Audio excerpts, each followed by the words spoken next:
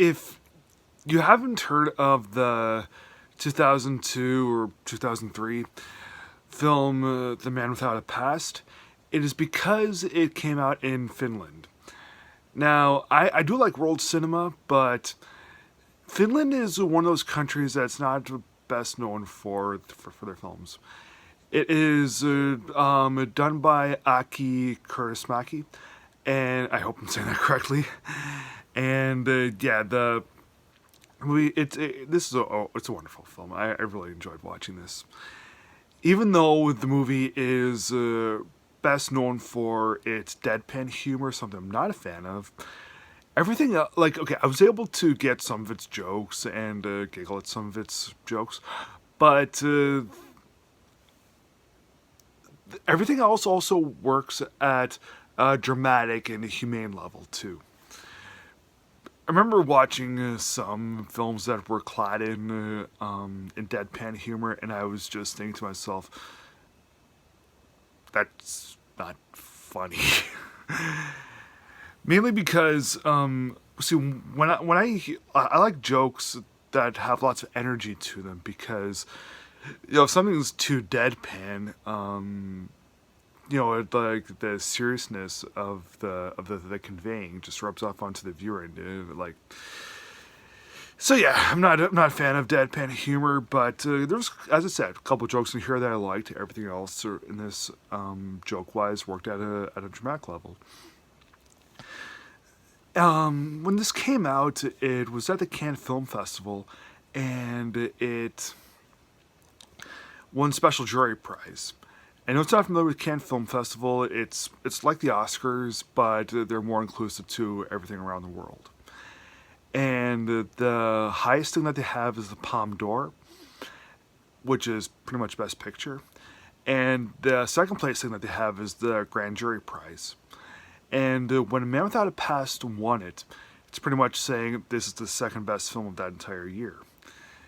So, yeah, this movie, it is a bit of modern day Fable, a little bit of a social class satire about this man who he's a metal worker, a welder, whatever. And he's coming, he's getting off a train in Finland and sitting down on a park bench, and a group of these thugs mug him, steal almost everything he's got, leave him for dead. And when he hobbles over to the hospital, gets flatlined, so he's pronounced dead. And then he wakes up a few minutes later after they leave, the doctor and the nurse leave. And he hobbles over to the slums of Helsinki. At least I think Helsinki and is where this movie is filmed, because Finland. So when he arrives in this trashy area, he of course he has absolutely no recollection of anything that's happened in his life. And when he wakes up from the hospital, of course, his face is all bandaged, kind of like the Invisible Man. And when he gets to the slums, it's really sad to see all the poverty that everyone there is in. You know those big giant moving shipment things that you see on trains that go by? Well, that's where a lot of the people in this in the slums in this movie live. They live in those, and eventually, because he has because all his things were taken away from him, he's pronounced dead, and he has absolutely no recollection of even his name. He tries to seek work, tries to get some money in order to live. And eventually, out of the goodness of people, he makes friends. He gets a girlfriend named Irma who works at a Salvation Army. And yeah, the movie is it's a big fable on the generosity and kindness of people in like lower class people. Of course, the movie doesn't really show a whole lot of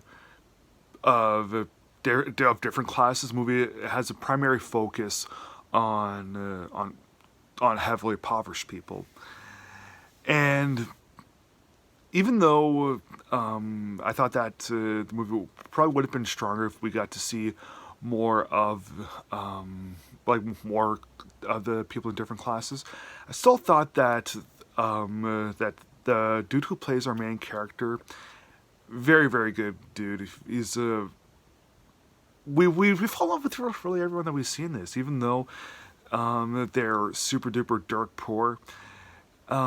Just seeing all the generosity in all these people, it's almost like a Frank Capra or Charlie Chaplin bit.